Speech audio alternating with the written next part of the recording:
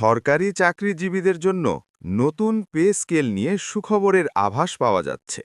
সংশ্লিষ্ট সূত্র মতে প্রস্তাবিত কাঠামো অনুযায়ী বেতন বাড়তে পারে প্রায় 15% থেকে 25% পর্যন্ত, যা গ্রেড ভেদে মাসিক ৩,০০০ টাকা থেকে ১৫,০০০ টাকা পর্যন্ত বৃদ্ধি পেতে পারে।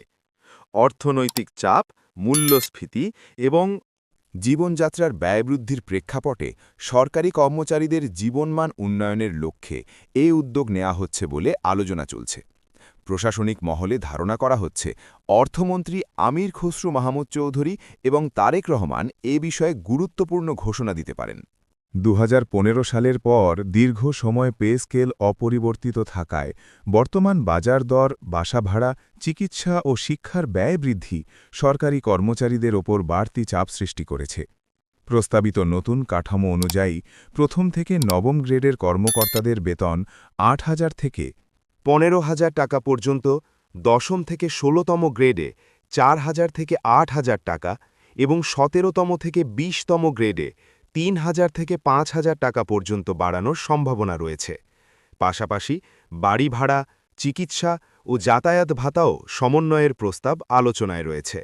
সরকারি সূত্রগুলো জানিয়েছে বিষয়টি গুরুত্বের সঙ্গে বিবেচনা করা হচ্ছে এবং ধাপে ধাপে বাস্তবায়নের পরিকল্পনা থাকলে তা অর্থনীতিতে ইতিবাচক প্রভাব ফেলতে পারে। বিশেষজ্ঞদের মতে বেতন বৃদ্ধি বাস্তবায়িত হলে বাজারে ক্রয় ক্ষমতা বাড়বে, স্থানীয় ব্যবসা ও উৎপাদন খাত চাঙা হবে এবং মধ্যবিত্ত শ্রেণীর জীবনমান উন্নত হবে। তবে একই সঙ্গে মূল্যস্ফীতির ওপর নজর রাখা জরুরি বলে তারা সতর্ক করেছেন।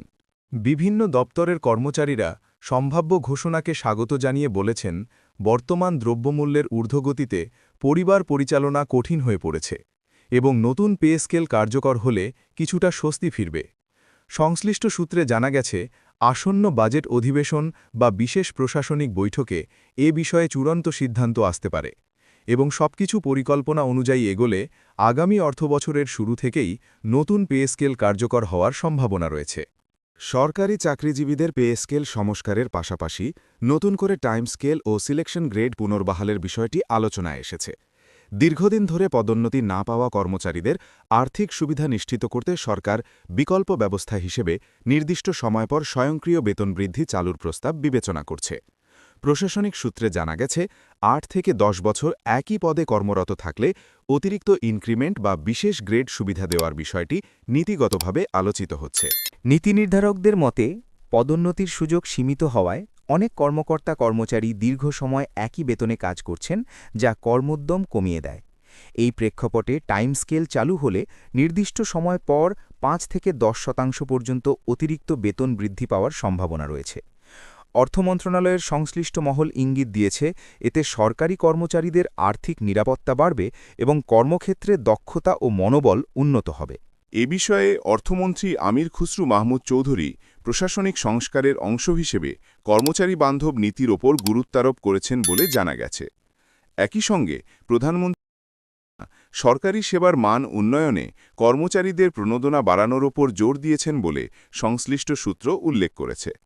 কর্মচারী সংগঠনগুলোর নেতারা বলছেন, টাইম স্কেল ও সিলেকশন গ্রেড পুনর্বহাল হলে পদোন্নতি জট কমবে এবং দীর্ঘদিন ধরে বঞ্চিত কর্মচারীরা আর্থিক স্বস্তি পাবেন।